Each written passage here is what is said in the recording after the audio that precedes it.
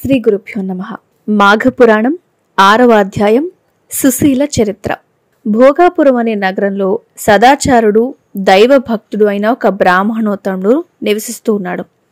అతనికి అందాల భరణ వంటి కుమార్తె ఉంది. ఆ కన్య పేరే సుశీల. ఆమె మంచి శీలం కలది, బుద్ధిమంత్రాలు, చిన్నతనం నుంచి దైవభక్తి కలదై ఉంది. ఎప్పుడూ ఏదో ఒక వ్రతాన్ని స్వీకరిస్తూ పురాణ పఠనం ముందు ఆసక్తి కలిగి ఉండి మనస్సంతా కూడా వాటితోనే నింపుకుంటూ కాలం గడుపుతూ ఉంది. యుక్త వయసురాలై ఉన్న ఆమె పున్నమి చంద్రునిలాగా మొహం ఉండి చాలా అందంగా ఉంది. ఆమె గుణాలు తెలుసుకుని ఆమె దగ్గర అన్ని మంచి లక్షణాలు ఉండడం వల్ల మృగశృంగుడు ఆమెనే పెళ్లి చేసుకోవాలి అనుకున్నాడు. ఒకరోజు సుశీల తన ఇద్దరు స్నేహితురాళ్లతో కలిసి కావేరి నది స్నానం కోసం బయలుదేరి వెళ్ళింది. ఆ సమయానికి దగ్గరలో ఉన్న అడవిలో నుంచి ఏనుగు ఘీంకారం చేస్తూ వచ్చింది. స్నానం కోసం వెళ్లిన ఆ ముగ్గురు కన్యలను కూడా ఏనుగు తరుముకొచ్చింది. వాళ్ళు భయపడి దిక్కేంటి అని అర్థం కాక ముందు వెనకలు తెలుసుకోలేక పిక్కవలం కొద్దీ పరిగెడుతూ ఉన్నారు. దానిలో గట్టులేని నూతి చూసుకుని ప్రాణాలు విడిచారు. ఆ సంగతి వాళ్ళ తల్లిదండ్రులకు తెలిసొచ్చింది. వచ్చి చూసేసరికి ముగ్గురు కూడా చనిపోయి ఉన్నారు. ఈ వార్త మృగశృంగుడికి తెలిసింది.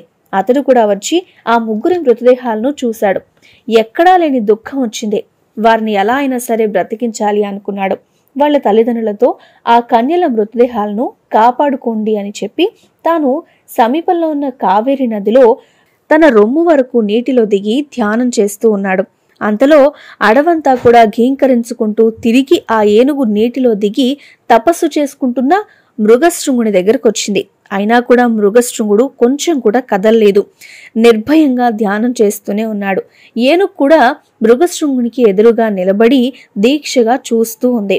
అతడు అలా కొంచెం సేపు నిలబడి గబక్కన తన తొండంతో మృగశృంగుని పట్టుకుని తన వీపు మీద ఎక్కించుకుంది. అయినా కూడా బ్రాహ్మణ కుమారుడు భయపడకుండా ఇదంతా కూడా శుభసూచికని భావిస్తూ ఉన్నాడు.